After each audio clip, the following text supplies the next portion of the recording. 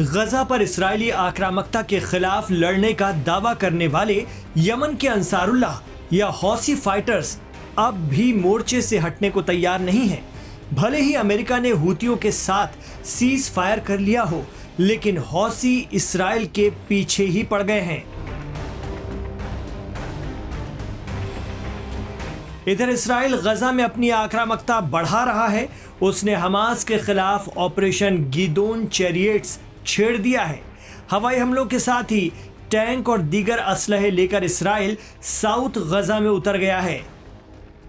अरब देश चुप हैं, लेकिन खित्ते में एक अहम मुल्क यमन से लगातार इस्राएल को चैलेंज मिल रहा है।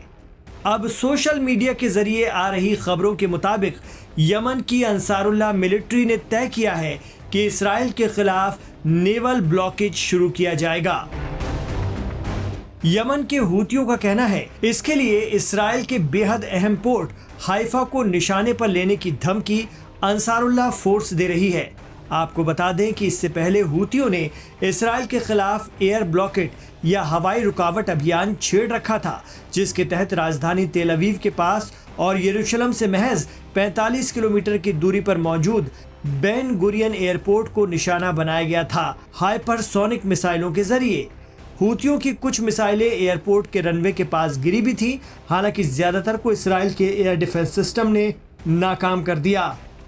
अब इस बार इस्राएल के अहम पोर्ट को बंदरगाह को निशाना बनाने का दावा करते हुए हूती फिर इस्राएल पर आक्रामक हैं। हाइफा पोर्ट इस्राएल के लिए बेहद महत्वपूर्ण है, क्योंकि ये इस्राएल का दूसरा सबसे बड़ा बंदरगाह है और दुनिया के बाकी हिस्सों के लिए एक महत्वपूर्ण प्रवेश द्वार के रूप में भी काम करता है।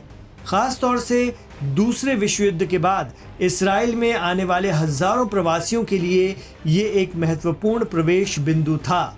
इस्राएल की पश्चिमी सीमा, भूमध्य सागर और पूर्वी सीमा अरब पड़ोसियों के द्वारा सील किए जाने के कारण हाइफा बंदरगाह इस्राएल की अर्थव्यवस्था के लिए एक महत्वपूर्ण भूमिका निभाता है। आपको बता दें कि भूमध्य सागर के जरिए इस्राएल को दुनिया से जोड़ने वाले हाइफा पोर्ट पर यमन के हूती फाइटर पहले भी हमला कर चुके हैं। पिछले साल भी हूतियों ने हाइफा बंदरगाह पर खड़े 4 जहाज़ों को निशाना बनाया था। इतना ही नहीं, हिजबुल्लाह और इस्राएल के दरमियान पिछले साल चली 2 माह की जंग में भी हिजबुल्लाह ने हाइफा पोर्ट पर मिसाइल और रॉकेट दागे थे। लेकिन हूतियों की धमकी ज़्यादा खतरनाक लग रही है। उनका कहना है कि वो इस्राएल के पोर्ट पर निशाना साधेंगे। नेवल ब्लॉकेट का मतलब ही यही है कि कोई बाहरी जहाज़ इस्राएल ना पहुंच सके और इस्राएल से माल बाहर ना जा सके।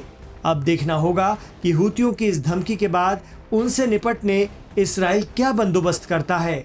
एक्सपर्ट मानते हैं कि हूती पहले से ही इस्राएल से लड़ रहे हैं। समुद्र में उनके पास ताकत कहीं ज़्यादा है। इसका नमूना वो रेड सी पर दिखाते रहे हैं। ऐसे में यमनी मिसाइलें क्या हाइफा पर बरस पाएंगी या फिर इस्राएल उन्हें रोक लेगा, ये बड़ा सवाल है। आपको बता दें कि यमन के अंसारुल्लाह का यमन के एक बड़े हिस्से में कंट्रोल है और राजधानी सना भी उनके कंट्रोल में है। हूतियों को ईरान हिमायती माना जाता है।